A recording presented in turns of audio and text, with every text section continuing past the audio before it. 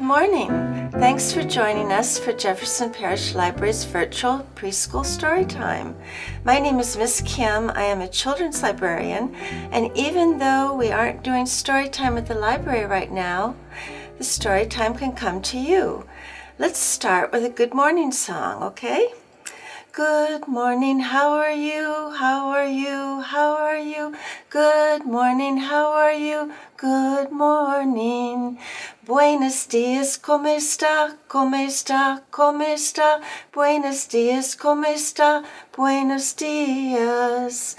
Bonjour, comment allez-vous? Comment allez-vous? Comment allez-vous? Bonjour, comment allez-vous? Bonjour. We just said a song in 3 languages, or sang a song rather, in English, Spanish, and French.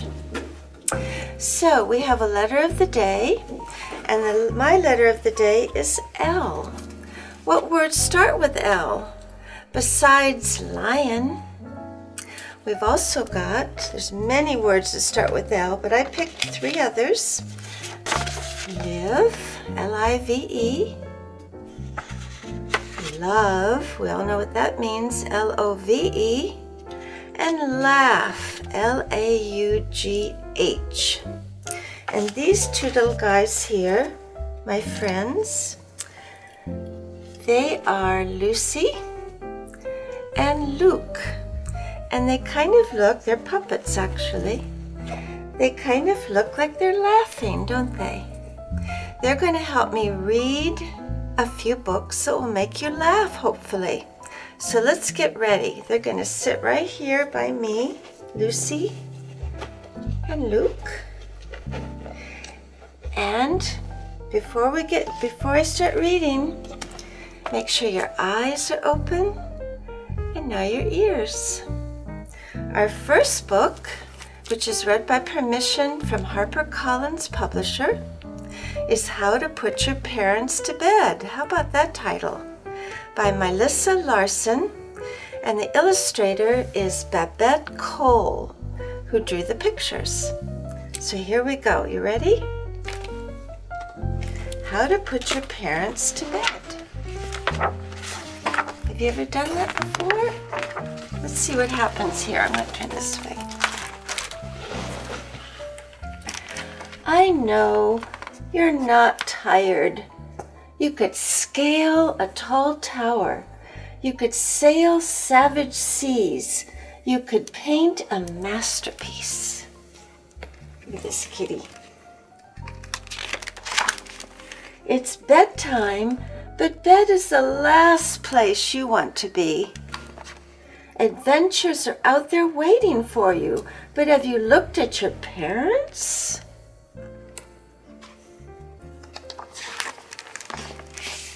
Poor things.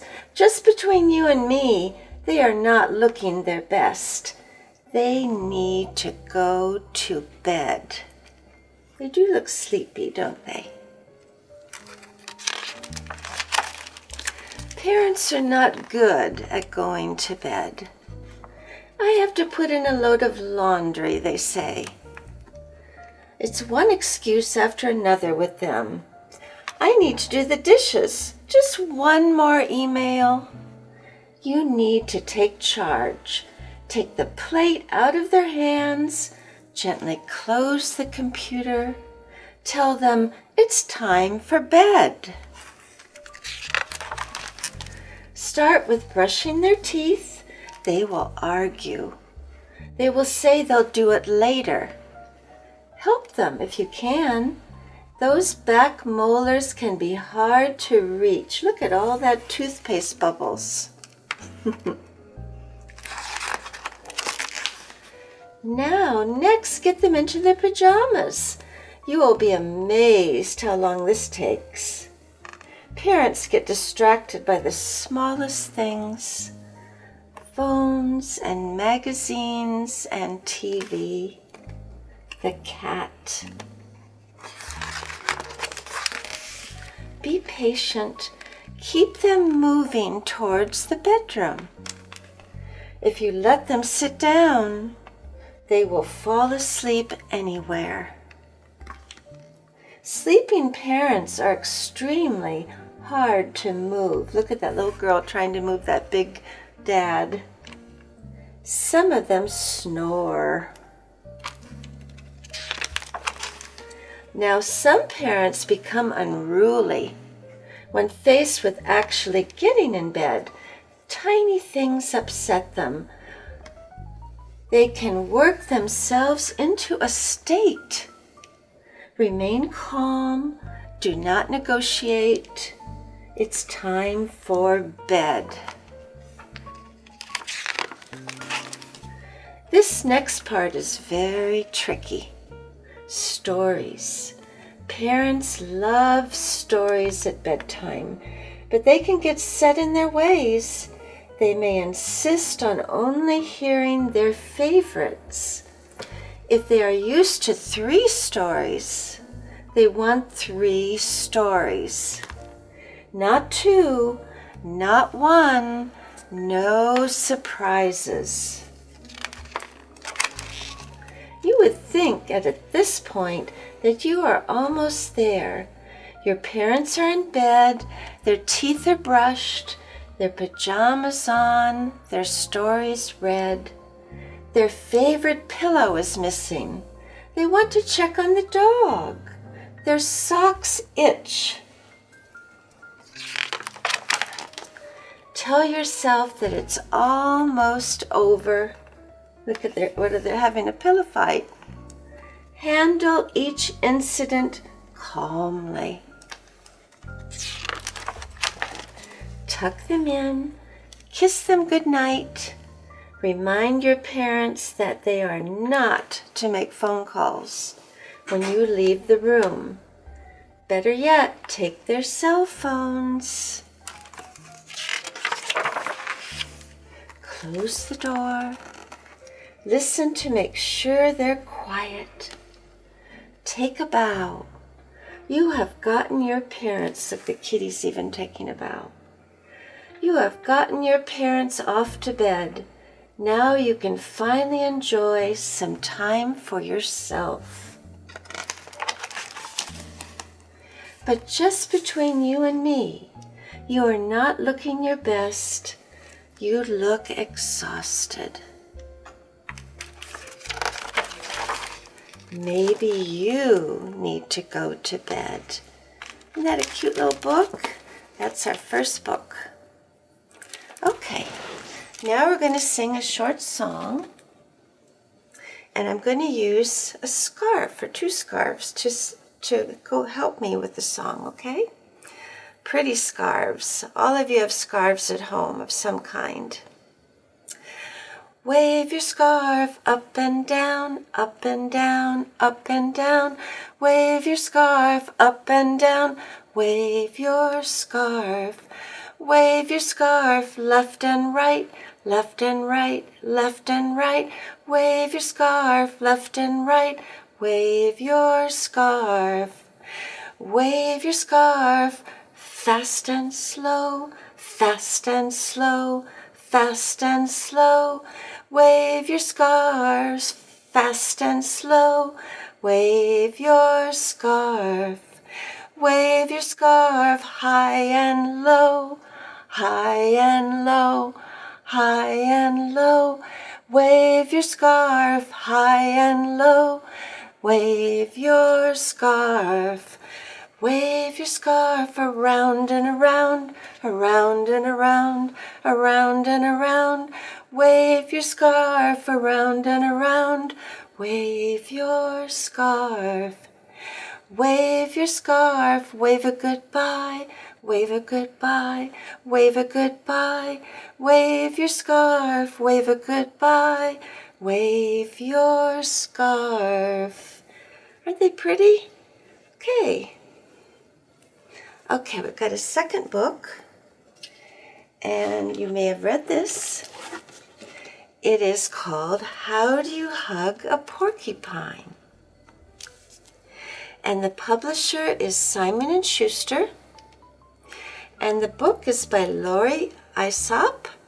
And the illustrator is Gwen Millwed, who drew the pictures. So here we go. Look at that porcupine. He's more than his head. How do you hug a porcupine? Can you hug a horse? Of course. A cow with arms around her neck. That's how.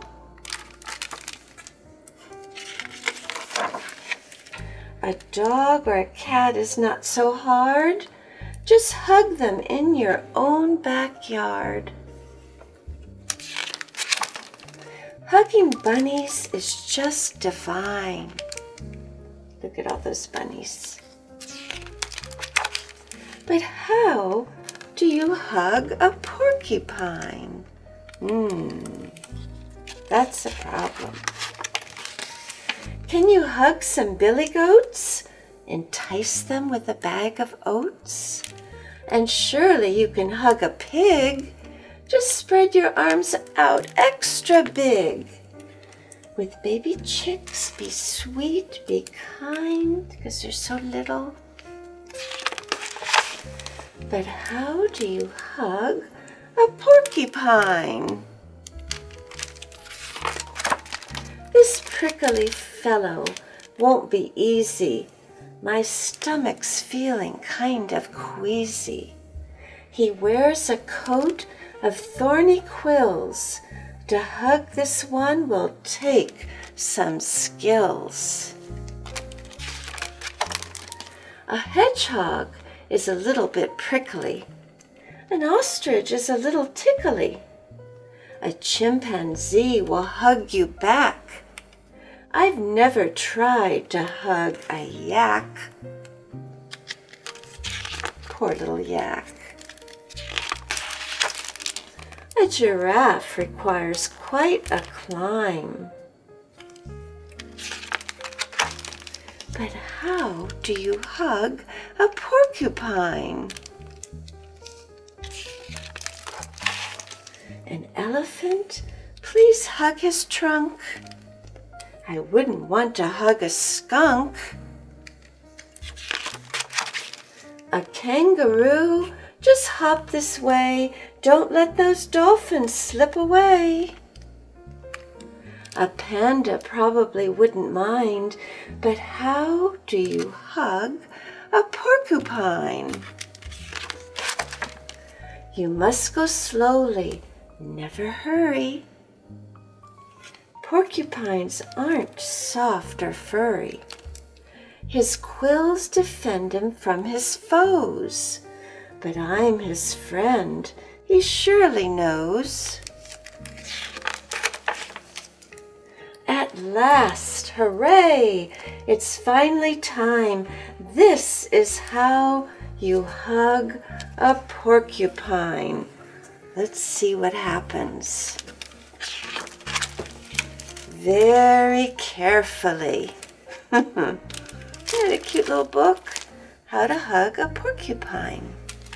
So, thank you for listening to our stories today. Remember, even if you can't look for books on library shelves right now, well, actually that's changed. You can look for books starting was Monday. So I apologize. You can look for books on your own. You can still request them and pick them up, or you can come in and pick them out.